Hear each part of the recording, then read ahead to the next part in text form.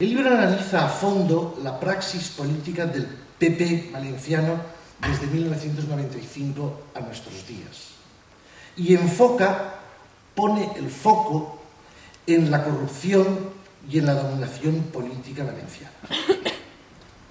Por otro lado, la elección del caso valenciano no es casual.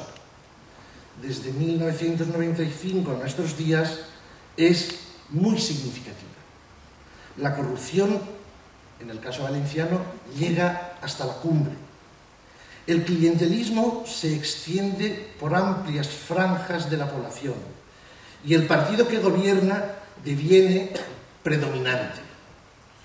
Pero no se trata solo que el ejercicio del poder que viene haciendo el PP haga de él un partido predominante, sino que el libro aborda la praxis política del PP, una praxis que secuestra la democracia, entendiendo por secuestrar la democracia aquella acción política de zafarse o aislarse del control político mediante una serie de estrategias que se desmenuzan en el trabajo. Se ve algo más claro el efecto que todo ello tiene en el cuerpo electoral que desde 1995 no ha cesado de posicionarse cada vez más en la derecha.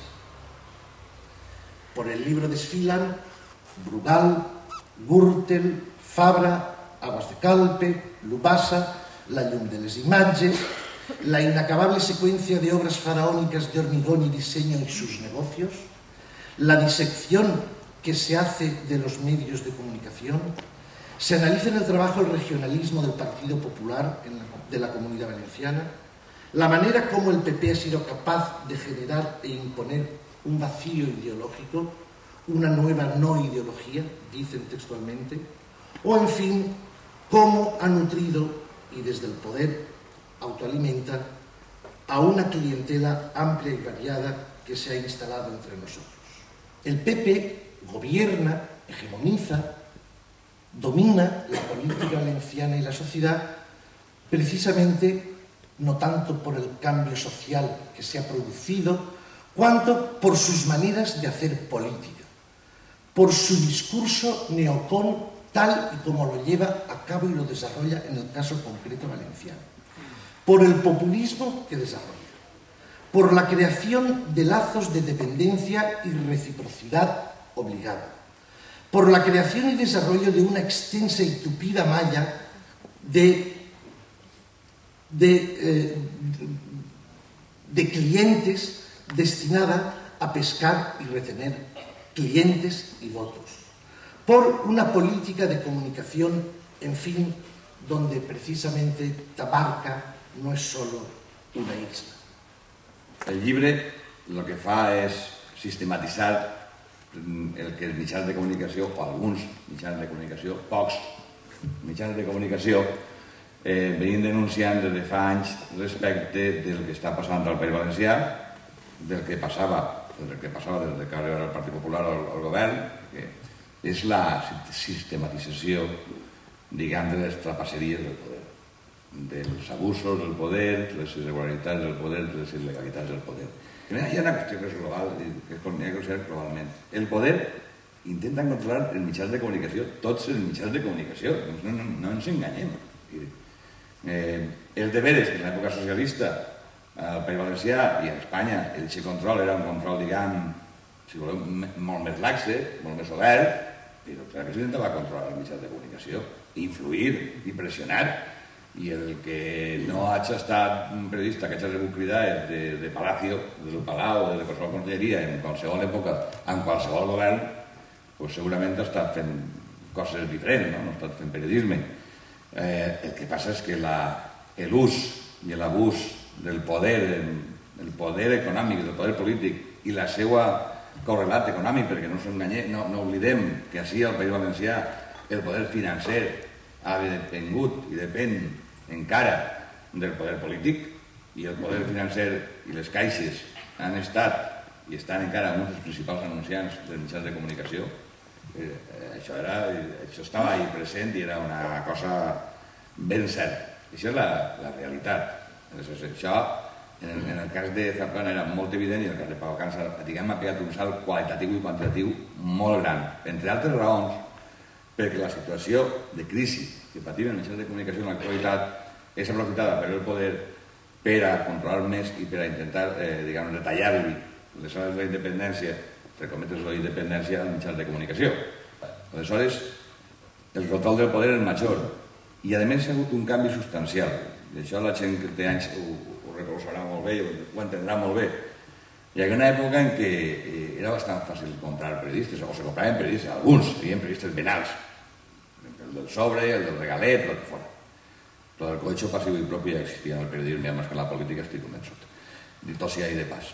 Però ara no es compren periodistes, es compren empreses. És més barat comprar una empresa. I l'empresa com la compres? Ve donant-li llicències, per exemple, de TDT, llicències de FM, d'emissores de ràdio, donant-li una determinada publicitat institucional, fent-li un determinat contracte de premsa escola, que és un conveni perquè tenim els diaris amb la Generalitat per a que els diaris es puguin distribuir gratuïtament a les escoles, el que seria un programa que seria exemplar i que caldria estimular. El problema és que potser en una escola te trobes en 10 ABCs i un país. És una manera com una altra, diguem-ne, de favorir a uns en detriment d'altres en una situació de crisi. Tornant a poc a parlar del llibre, jo crec que el títol del Secret de la Democràcia, jo em faig una pregunta, si és que realment hi ha un secret de la democràcia. A mi em sembla un magnífic titular periodístic. Però jo no m'atreviria a anar tan lluny. Jo el que crec que sí que hi ha, i el llibre ho reflexa, evidentment, és el que hi ha és una pèrdua molt seriosa de la qualitat democràtica al País Valencià. I una pèrdua de la qualitat democràtica derivada d'una part, efectivament, com us he explicat, com estic contant, del control del poder sobre el poder econòmic, sobre el poder mediàtic, sobre el poder social, sobre el que ve, diguem-se, com berlusconizació de la ciutat valenciana, que és una...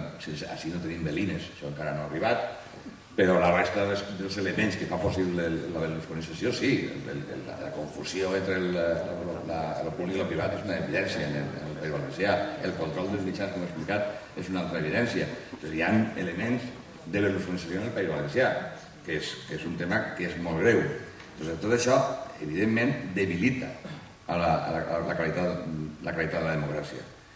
A mi hi ha una cosa que em preocupa molt, i és com és possible que la societat permanezca, diguem, inerme davant de lo que està passant. Així ens estan furtant la democràcia, si de veritat la furtan molt, però als ulls, davant dels ulls, no hi ha cap problema. I la gent assistim més o menys impassibles a lo que és un robatori sense cap resposta social, sense ninguna resposta, o escasíssima resposta social, i escasíssima resposta política, o sea, y de paz. Es un libro universitario, académico. Hasta ahora teníamos diferentes enfoques, diferentes relatos, por decirlo así, del tema. Teníamos un enfoque penal, es decir, están los tribunales, en varios tribunales, está entendiendo de este asunto, o de algo de lo que trata este libro, varios tribunales, desde la audiencia al Tribunal Superior de Justicia de Madrid y de Valencia, a juzgados de instrucción, por ejemplo, de Nules o de Orihuela. Hay, digamos, un enfoque penal que muchas veces ha trasladado a los medios de comunicación. Hay un enfoque estrictamente periodístico que durante varios años nos ha ido proporcionando un cúmulo de información muy considerable que iba precisándose y cambiando también cada día sobre los casos más diversos referidos a abusos de poder o a lo que pudiera ser específicamente tramas destinadas a captar recursos, a hacer adjudicaciones, a financiar presuntamente de forma ilegal un partido o dejar comisiones en manos de los comisionistas. Y por lo tanto tenemos un volumen de información sobre lo que ha venido ocurriendo en los últimos años que acaba de ser precisado como un deterioro de la calidad democrática en diversos puntos de España, específicamente en la Comunidad Valenciana, ¿no?, donde parece que tiene una determinada fuerza. Hay también, por supuesto, un enfoque político que ha consistido en la denuncia en el Parlamento, en el Corts, de lo que eran muchas de estas actitudes y una exigencia de responsabilidades y de cuentas, que para eso está, y así se asigna en cualquier constitución y específicamente en el Estatuto el papel de la oposición, ¿no?, que consiste en controlar Es un mandato en nombre de los ciudadanos para controlar a quien ejerza el poder ejecutivo.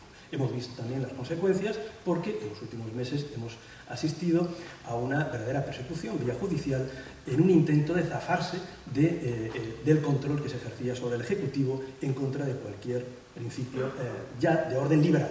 Lo que aquí se ofrece es un enfoque, un estudio académico, es decir, orientado, por un lado, a reconstruir la historia. Una historia que, siendo reciente, la vamos a olvidar. El volumen de información que hemos recibido ha sido tan frecuente y tan variable que nos cuesta recordar quién fue cada uno, cómo se generaron estas cosas. Y esto, al final, lo que nos queda en la memoria es un cúmulo de anécdotas o de episodios, o, en realidad, lo que muy bien podría ser un drama adquiere tintes de sainete. Recordamos frases que han sido captadas en conversaciones telefónicas autorizadas por mandato judicial, donde se hablan de expresiones, donde un presidente de la Generalitat se dirige a un empresario llamándole amiguito del alma.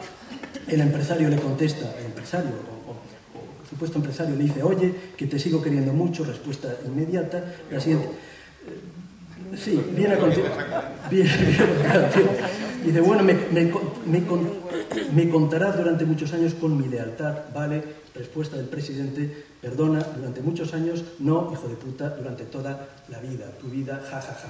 Por lo tanto, tenemos una serie de personajes que eso es lo que en algún caso llegaremos a recordar, personajes que incluso entre sí se califican con diferentes sobrenombres, alias, refiriéndose al presidente de una comunidad autónoma, sus propios socios le llamarán el curita, que es el mismo que emplea este lenguaje personal. El jefe de la trama, Correa, actualmente en prisión preventiva, calificado por sus propios socios de la sociedad como Don Vito, en referencia a Corleone, el otro y su delegado en Valencia en bigotes, en fin, Rick, el nombre, el amigo de los autos de lujo, la perla, fácil de conquistar, que supuestamente concede adjudicaciones por un reloj y luego eso no le impide ser presidenta de las Corts. Es decir, hay toda una serie de episodios de personajes propios más bien de un vodevil, de un sainete, de una visión cómica de lo que son los intereses creados, de lo que es un tema tan clásico. Y sin embargo, el trasfondo es profundamente dramático, serio. Es decir, ¿por qué? Porque lo que asistimos sí que es a un acto en el cual, de forma deliberada, se tiende a constituir una maquinaria de poder. Al menos esa es la perspectiva de los autores. Aquí lo que se está constituyendo, lo que se ha construido es una maquinaria de poder destinada a mantener la autoridad y el poder sin límite, con los límites que por supuesto establece la Constitución española y las leyes europeas, pero sin posibilidad que exista alternancia. No es una obligación del que gobierna posibilitar la alternancia, pero tampoco dificultarla por métodos que son abiertamente ilegales o que son métodos destinados a taponar lo que es un funcionamiento en cualquier sociedad democrática que posibilite, por mecanismos determinados, establecidos por regla del juego que sirvan para todos, una sustitución llegado el momento, si así lo deciden, la voluntad de los ciudadanos. Por lo tanto, hay detrás, o al menos esa es la hipótesis que construye el libro, una voluntad de sustraer a las conciencias ciudadanas la posibilidad de modificar. ¿Cómo? Entre otras cosas, devaluando el mismo hecho democrático, devaluando el mismo hecho de las elecciones, devaluando lo que es el mismo hecho de la transparencia, y venimos a entender que lo que se viene a producir aquí es algo que sobrepasa lo que habitualmente entendemos la construcción de un partido predominante, alguien que es capaz de ganar varias veces y que va deshaciendo la oposición, pero porque en sí mismo tiene suficiente fuerza. Hay diferentes partidos en Europa que lo hacen, y lo hacen desde hace tiempo. En el caso de la Comunidad Valenciana lo que encontramos es algo más parecido a lo que se entiende como un partido hegemónico, que habitualmente se interpreta siempre en contextos donde existe una pluralidad reconocida, pero existen mecanismos institucionales que impiden precisamente el funcionamiento real de ese sistema. Hasta ahora no hemos podido, y existen suficientes estudios que así lo acreditan, comprobar para casos como México, el México no actual sino el del PRI, y otra serie de partidos, de sistemas en los cuales había pluripartidismo, pero había un partido-estado que en realidad se aseguraba la continuidad en el poder por toda una serie de mecanismos que ponía a su disposición y que a su vez también tenía respaldo social. Respaldo social porque generaba ciertos servicios a algunos sectores vulnerables, y aquí sí que hay un análisis parcial, es verdad, ilimitado, pero hay un análisis breve donde indicamos que esta sociedad es extremadamente vulnerable a lo que son presupuestos públicos, inversiones públicas, es decir, crecimiento a través del capital público. Y, por lo tanto, están muy atentos a ciertos sectores de la sociedad a que emanen, ¿no? A que lleguen ciertos recursos que permitan empleos, que permitan inversiones, que permitan ciertas cosas que funcionen. Ese sistema, para mantenerse, requiere recursos. Esos recursos solo pueden funcionar si se detraen por métodos que no son transparentes y que no se someten ni al control ni a la libre concurrencia, a la libre competencia, y por lo tanto lo que hay es una vulneración del mercado.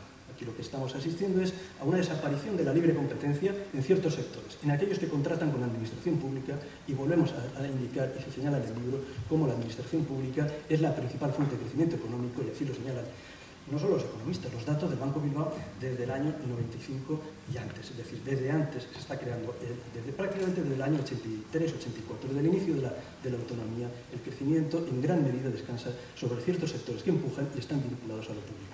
Bien vengan las inversiones de Madrid, bien se realicen en la propia comunidad. Por lo tanto, hay unos mecanismos de captación, de adjudicación de contratas, y eso supone una alteración de la regla del juego. Eso supone, por supuesto, establecer unas tramas del doy para que des en mecanismos que la propia cúpula empresarial valenciana y española no hace mucho, hace apenas 1 o 2 años, denunciaba públicamente en un escrito que reproducimos en el libro, que se estaba generando, o se había generado en España, firmaban asociaciones y lobbies empresariales de toda España, lo que ellos llamaban un clientelismo económico, y consideraban que al final eran los empresarios los que estaban supeditados al poder político, y lo que aspiraban lógicamente era a dar la vuelta a esa situación, y de hecho no era del todo exacto. Pero para el caso de la comunidad sí hemos visto la existencia de una supeditación del poder económico, de los grandes empresarios, buscando estas inversiones o buscando algún tipo de concesiones, mientras que este sistema para funcionar, que capta recursos, a su vez también lo hace por mecanismos que genera un nuevo empresariado. Y eso mismo ocurrió también en países, no solo como México, sino como otros, que vivieron situaciones de este estilo en el pasado durante largas décadas. Hay un nuevo empresariado que tiene poco que ver con el tradicional, que tiene más que ver con lo que son mecanismos fraudulentos, que tiene que ver más con lo que también en otros países, no solo de Europa, de la Europa mediterránea como Italia, sino en otros países no tan meridionales en el sentido de cultura económica y de ética, se prestaron en determinados momentos a pactar con el gobierno, a obtener y a vivir un crecimiento anómalo. Y eso en gran medida es lo que ha ido engrenando una situación, un determinado tejido económico, que era el que, como en algunos casos se enseña en las escuelas de negocios, explican ciertos milagros. No daré el nombre, ¿verdad? Pero en todo caso el ejemplo del crecimiento de esa empresa se asocia perfectamente y se enseña en las escuelas de negocio como un ejemplo del milagro tal. El milagro tal, si vamos a las cuentas de resultados de esta empresa y lo comprobamos, vemos que coincide exactamente con el año 95.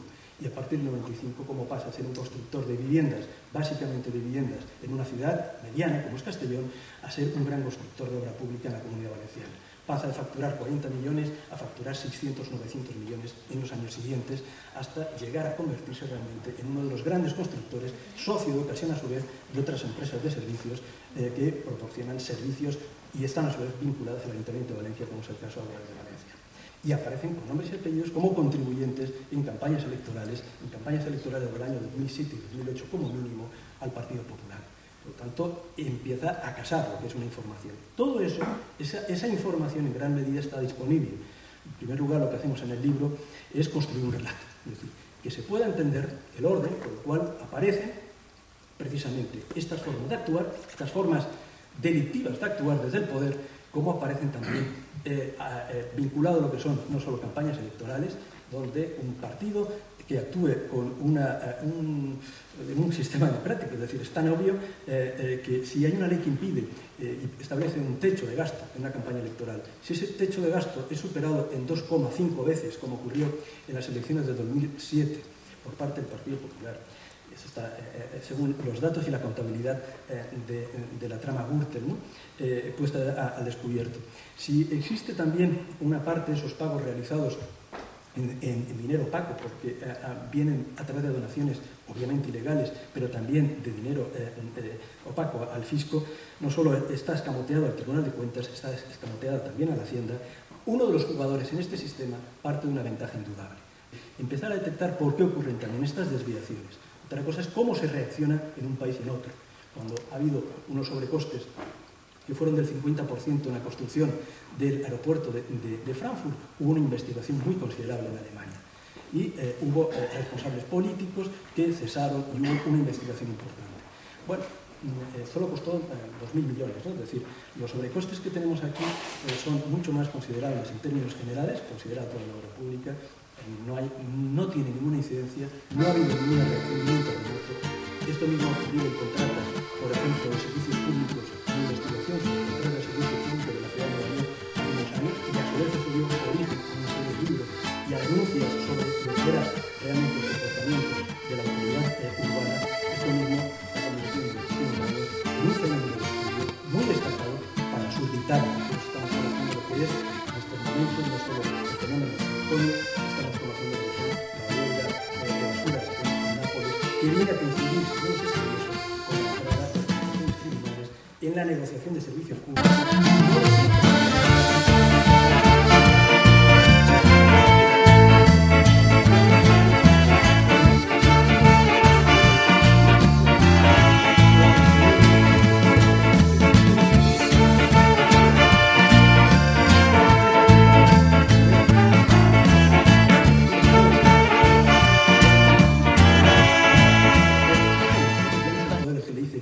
Te llevas, son ellos los que dicen qué comisión te pagan. Y a partir de ese momento la sociedad tiene otro problema. Los politólogos italianos indican que en estos momentos el crimen organizado, la mafia, mueve en torno al 10% del voto en Italia. Y por lo tanto estamos hablando de una forma directa o indirecta de la penetración de organizaciones que han sido invitadas a participar en algún momento por otras prácticas anteriores que la sociedad, más o menos confiada, acepta en un momento determinado que participen, ¿no? La corrupción no es un fenómeno de trajes. En el libro también se explica, porque resulta que allá está una investigadora norteamericana que explica la función de los regalos a los políticos y a los familiares de los políticos que deciden. Y señalar, tiene hasta un capítulo de un libro dedicado a la función que desempeñan este tipo de presentes. Es una forma de ganarse voluntades, de ganarse una predisposición. Obviamente ese no es el acuerdo por el cual se hacen luego las adjudicaciones. Forma parte de un saber hacer social que luego tiene su traducción. En muchos de los casos, insisto, han sido conocidos, en otros les prestamos más atención, de lo que es la financiación a ONGs artificiales que acaban creando liberados para capturar votos, pero que luego a su vez pueden llegar a financiar partidos de pantalla, a lo que es la manipulación de determinados colectivos, que cuantitativamente no son importantes, pero pueden serlo para ciertos procesos electorales, como son específicamente dos, que los citamos y le dedicamos unas páginas, como es el caso de los inmigrantes y el caso de colectivos gitanos, de lo que sería todo un intento de financiar para anular precisamente el valor que estos colectivos puedan darle al sufragio y, en realidad, por un coste muy barato, acaban siendo introducidos en procedimientos, en mecanismos de orientación del voto. El propio director general de Inmigración, en un curso de verano al cual se le prestó muy poca atención, hace un año explicaba que todo el voto inmigrante solo iba a ser relevante para 14 municipios, que tenían perfectamente estudiado. Y además añadía que habían realizado una encuesta sobre orientación de voto de los inmigrantes, lo cual no se sabe para qué una Dirección General de Inmigración se interesa sobre la voluntad posible electoral, con la conclusión de que los inmigrantes de la Europa del Este se orientaban al centro derecha, los latinoamericanos al centro izquierda, y por lo tanto estaba muy claro hacia dónde se tenía que dirigir la inversión. Pero señalaba 14 municipios como objetivo preferente y en gran medida viene a coincidir con el mapa del sistema AMIX, lo que son las agencias de integración y de mediación para la inmigración, ¿no? Y las inversiones que publica el boletín de la Generalitat, el diario de la Generalitat, hacia esos municipios y hacia esas agencias. Por lo tanto, hay una voluntad deliberada, hay una organización como tal, hay una capacidad de responder, por supuesto, existen medios de comunicación, creo que hacemos un homenaje a ellos al final de la introducción cuando reconocemos que buena parte de esta información que hemos manejado se explica y se ha podido analizar gracias a ciertos periodistas, a ciertos periódicos que han prestado una atención continuada a este fenómeno. Este libro no nace a raíz de lo que es el propio estallido del escándalo Gürtel, aunque la corrupción, como se ha advertido, ocupa un eje central. No, yo diría que el punto de inflexión más destacado que marca el inicio de la idea de este libro, e incluso ya su confección, son las elecciones de 2007. Son las elecciones de 2007 por varias e importantes razones, ¿no? Pero sobre todo yo destacaría una, por las interpretaciones que se dieron de los resultados. Básicamente, y ahí sí que quisiera insistir, se ponía el acento en la debilidad de la izquierda. Se explicaban los resultados en función de lo que había sido la trayectoria de la izquierda y cómo había llegado ahí, destacando, por otro lado, la capacidad del discurso del partido de la derecha, del partido ganador, en transmitir identidad y eficacia. Bueno, pues frente a ese tipo de explicaciones que hemos entendido que han dominado en buena medida pues, a la hora de explicar por qué se producen los resultados que se producen, frente a ese tipo de explicaciones que yo diría que simplifican en exceso, poniendo el acento en lo que significa el comportamiento de la izquierda, el devenir de la izquierda, frente a lo que significa exclusivamente esa perspectiva, nosotros lo que nos hemos planteado es un marco más amplio. Lo que nos hemos planteado es intentar estudiar cómo y de qué manera el partido que gobierna utiliza bienes, personas, símbolos y discursos en beneficio propio, alterando las reglas del juego democrático hasta el punto que, como se ha dicho, nos ha llevado a titular este libro con ese título fuerte, directo, que es el secuestro de la democracia. A partir de esta primera reflexión, alguien podrá decir que el libro puede llegar a tomar partido. Bueno, pues yo le diría que sí, que toma partido, pero toma partido por la democracia. Toma partido por los valores de lo que significa el sistema representativo. Por eso se centra y se dedica a estudiar las formas y modos en que un partido en el poder se apropia de determinadas reglas y principios que pertenecen al conjunto, que pertenecen al sistema. Se apropia de las instituciones para provocar, como se ha dicho, una confusión constante entre lo público y lo privado. Se apropia de los medios públicos, como se acaba de describir de forma muy extensa y muy precisa, para excluir a los divergentes. Y se apropia del discurso identitario para convertirlo en su propio mensaje político. Este libro, además, como no podía ser de otra manera, analiza las consecuencias que esta apropiación diseñada y planificada puede provocar en los comportamientos electorales. Lo ha hecho, y quiero citarlo porque por causas de fuerza mayor no puede estar esta noche aquí, el profesor Antonio Alaminos, que utilizando datos extensos, exhaustivos del Centro de Investigaciones Sociológicas nos permiten comprender el éxito, como digo, de esta estrategia perfectamente planificada y estudiada. Bueno, la suma de todas estas apropiaciones, como digo, resume el título del libro. Y como todo secuestro, bueno, pues el libro yo creo que tiene, si me permiten, y diría esto, una principal aportación, que es identificar el nombre de los actores. Es decir, en el libro aparecen con nombres y apellidos cada uno de ellos, desde el que secuestra votos, altera censos, hasta el que compra voluntades o trafica con subvenciones. Lo hacemos, y también me gustaría sumarme a ello, porque es un reconocimiento necesario, a partir de todo lo que ha venido publicándose en algunos medios, como ha dicho Héctor Torrent, en algunos medios de comunicación, y que nos ha permitido pues, obtener una primera materia prima que, puesta en conjunto, nos ha permitido establecer eso que a veces es tan difícil, explicar por qué, la interpretación. En definitiva, el libro yo creo que intenta como mínimo, y de ahí el titular tan acertado que apareció el domingo en el diario El País, dar respuesta a algo que muchísima gente de esta comunidad nos estamos haciendo. ¿Por qué? ¿Por qué?